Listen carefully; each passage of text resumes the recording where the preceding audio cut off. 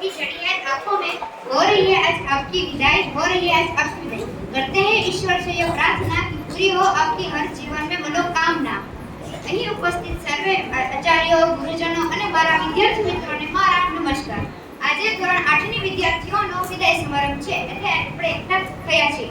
ધોરણ 8 ની વિદ્યાર્થીઓ આજે આ સ્કૂલમાંથી વિદાય લેવાની છે અને બીજી શાળામાં દાખલ થવાની છે।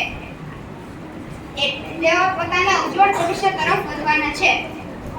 આ શાળા છોડી તેને બીજી શાળામાં જતા તેને થોડી અને સાથે સાથે આનંદ પણ થશે, કારણ કે તે પોતાના ઉજ્જવળ ભવિષ્ય તરફ વધવાના છે।